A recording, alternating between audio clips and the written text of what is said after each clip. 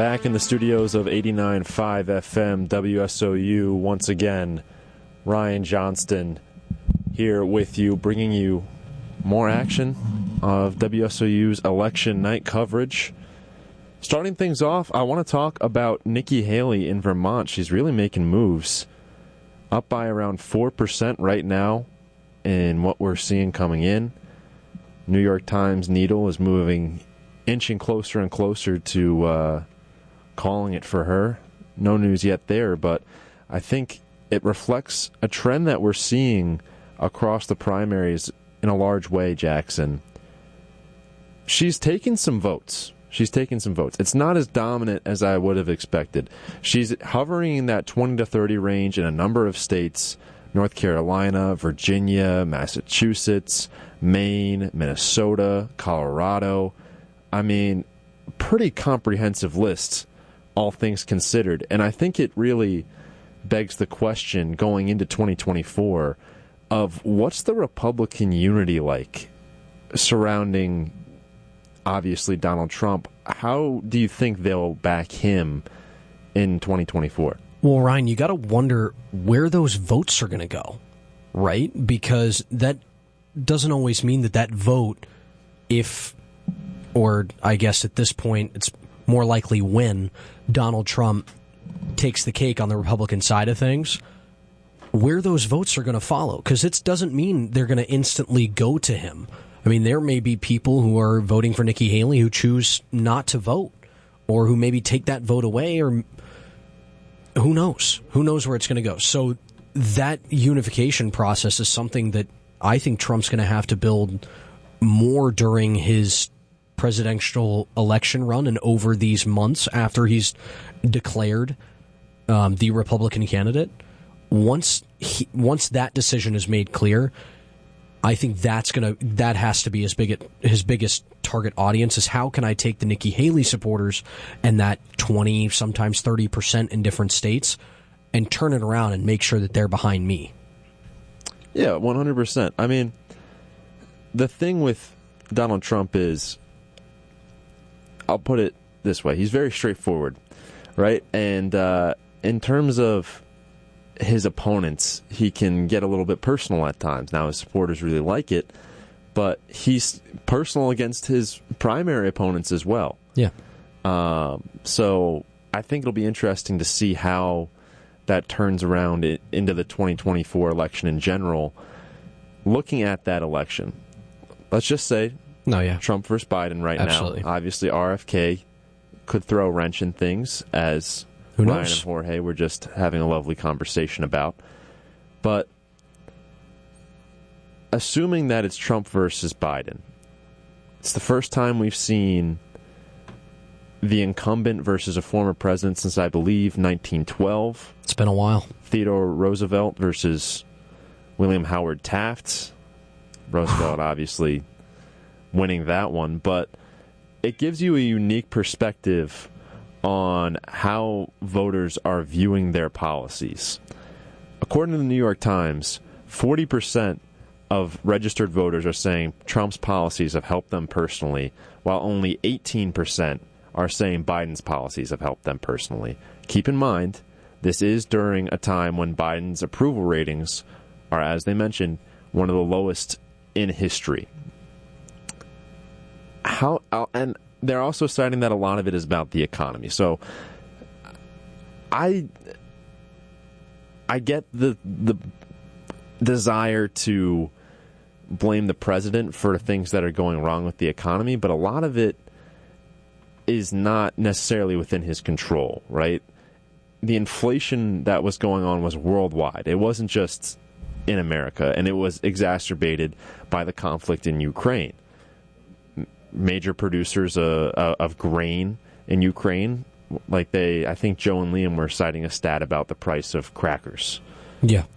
That's a direct correlation right there, if you will. Yes. And Russia being a major producer of oil, especially to the European Union, them not being able to... They had to cut off that source for a little bit, raising prices on a lot of different things. The Federal Reserve, in response, has raised interest rates to a very, very high level, And you've seen that inflation number start to come down. Now, it hasn't.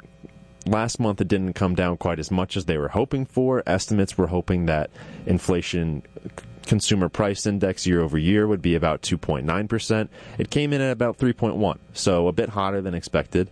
But you also have a non-farm payroll of 350,000 plus jobs added in January, which was way higher than estimates. I mean, it just blew estimates out of the water. So you've got this sort of mixed economic picture for Biden right now. And like Joe said, I think a lot of Americans are just sort of seeing it as, this is what I'm paying. What I'm paying is higher. The president must fix it. Well, I mean, it's easy to blame, the man in the castle, right? I mean, he's the one person that you have to target. You can't really take a look at like who's surrounding him. He's going to take all the blame, whether or not he did something wrong or someone within house did something wrong. Like more often than not, if you're the head of something, you're going to take the blame for the actions down below or the actions surrounding you. So, like you said, there are a lot of factors that go around with total reformation of the entire economy, right? So not entirely is it all in Biden's control. Some of it is obviously the creation of jobs. I would say that is in his control, and being as that there's more jobs in America than there have ever been in the history of the United States as of right now, I would say that's a huge step forward. So when you as my old baseball coach used to tell me, control the things that you can control, right? When it comes to the economy, how do you find ways to create jobs? What can you do to make sure that people can earn money in ways that aren't really traditional? Like one of the things that you talked about in that survey or in that discussion where you were talking about Trump's policies helping versus Biden's, I mean, Trump had tax cuts and deregulation that were significant and that helped roll back numerous regulations. So when you look at that stems economic growth as well. So what kind of things are benefiting one versus the other? Well, one way that I think that you can really measure their policies was their response to the coronavirus, right? Yes. Biden put in the stimulus package. The full name was the American Rescue Plan Act, but it included those $1,400 stimuluses, whereas Trump focused more on the macro picture. He was increasing unemployment insurance, granting those loans out to businesses, which reportedly had a fair amount of fraud. Yep. Fair amount of fraud with that. And so I do have to question how much of it is people saying, before coronavirus, when Trump was in charge, the economy was pretty strong. Unemployment was falling, and GDP was growing. And how much of that is looking back at those pre-COVID times with rose-tinted glasses, do you think? Ryan, it's a really good question. What I would say is that my dad works in finances. He's a financial advisor, so his job is to study the various markets, and they're affected by the economy. And one thing that he mentioned to me is that Trump, when he got into office and throughout the slight boom in the economy that he had right before the recession in 2020, was that he rolled into a fairly solid economy coming out of the 2016 election. And as much as you can take it comes back to that, what have you done specifically to make sure that those things happen, whereas the total economy's growth is just on a trajectory. And more often than not, I would say from that 2016 to 2020 era, that the economy was already in a pretty decent spot. So he managed to build off that, which, yes, credit to him, but it starts in a really good foundation. I would say it's probably a lot harder for the Biden administration to come into a situation where they're coming into a recession. I mean, 2020, the coronavirus recession. Right. I do wonder how much of that job growth that you saw immediately when Biden came into office was just the natural return of people to their day-to-day lives. Yeah. I do wonder that. I do have some breaking news, though. Nikki Haley officially projected to win Vermont, according to the New York Times. They're calling it for her 50% to 46% right now for Trump. She's got around 2,500 votes more. And you've got to think this gives at least some more legs to her campaign, that she'll probably see it a large part of the way through. Well, we were talking before this, us as a group, and we were wondering the odds of what were the chances for her to win something besides D.C. that she had already taken. And we all thought that the chances were pretty slim, but although Vermont is the least impactful, there's hope, right?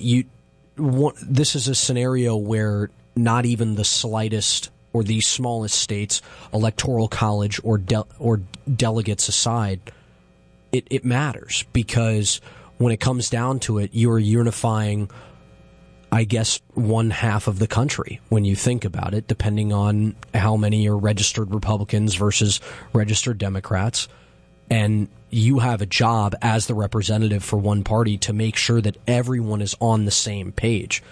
Because if you have trouble in your own house, what does it say about you trying to go up against someone who has things in order on the other side of the pond? So I think it's a huge win for Nikki Haley, and in any chance that she wants to continue to run in the future, or maybe make another run at it, I think this gives her a sign of life. She's a lot younger than the candidates. That's been one thing that she's preached throughout her entire run. It's like, oh my gosh, how can we put these two people who are way too old to be in office again? Joe Biden's the oldest president in the history of the United States. He's 81 years old. Trump's not far behind him, right? He hasn't hit the 80 mark yet, but he's pretty darn close. So he's 77. Right, and if he is going to go into office, he's going to be over that 80 mark. So just a couple things from Haley's run, and credit to her on a huge win in Vermont. That age factor has been a huge part of the conversation about Trump and Biden.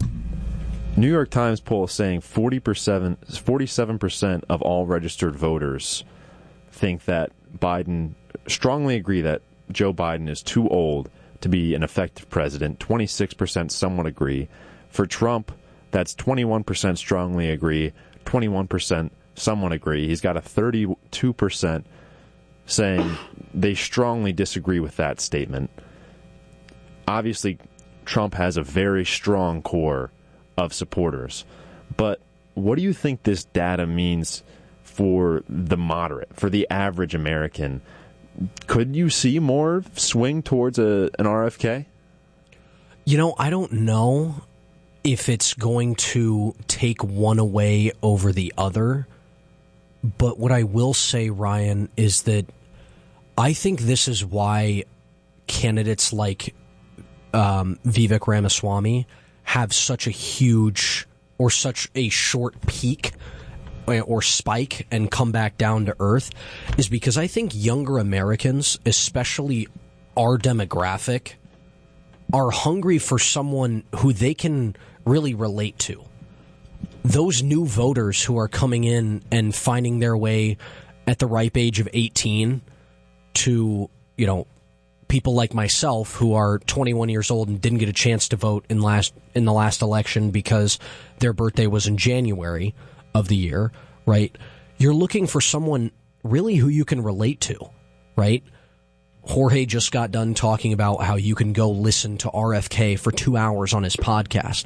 That's something that you're not going to get with Donald Trump or President Biden. I will say Trump's Twitter feed was probably one of the best things he could have done for his young votership.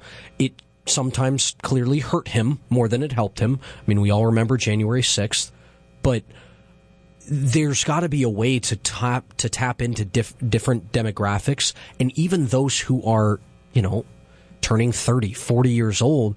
You're seeing someone twice your age run the country, and it's been pretty clear.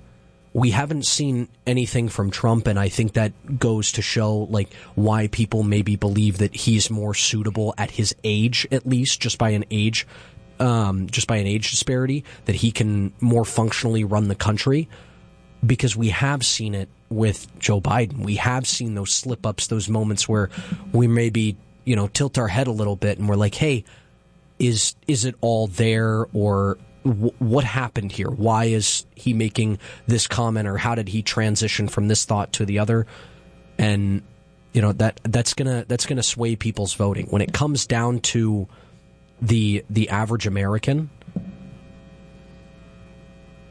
it's tough, because we're not going to know if the age is the reason why, or if it's other factors in general. I would say being a functional human being is probably the first baby step that you have to have in order to be the president of the United States. So I would say it plays some sort of factor. One more quick thing before we head to break.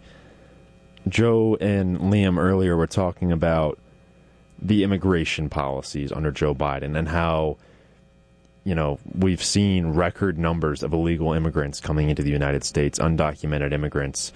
And you have to think that plays a major role in the voting of a swing state like Arizona.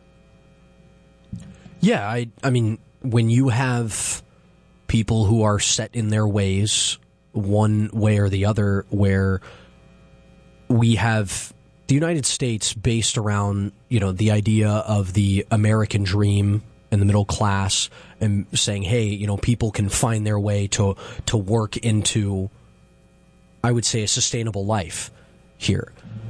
You have some people who believe that anyone should be given that opportunity because we're America, we have the resources for it.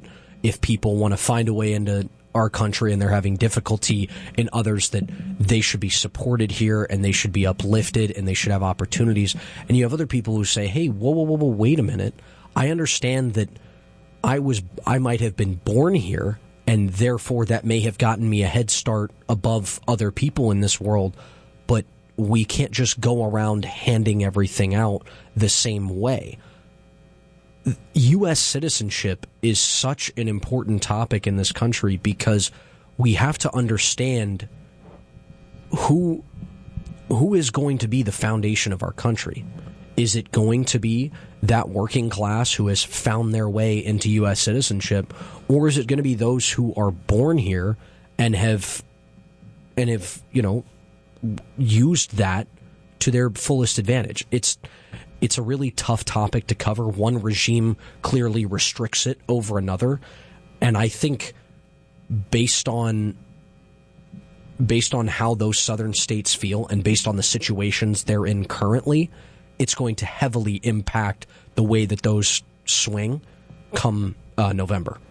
Pew Research data showing that over Donald Trump's presidency, illegal immigration had flatlined, if not declined slightly. Meantime, during Joe Biden, you're having record arrests for illegal immigrants crossing the border in a month. Fox News espousing numbers as 7 million or so illegal immigrants. So definitely going to be an area of concern for the Biden administration as we get set for the 2024 campaign tour. But we're going to take a quick break on the WSOU FM election coverage. You're listening to WSOU FM in South Orange, New Jersey. Keep it locked.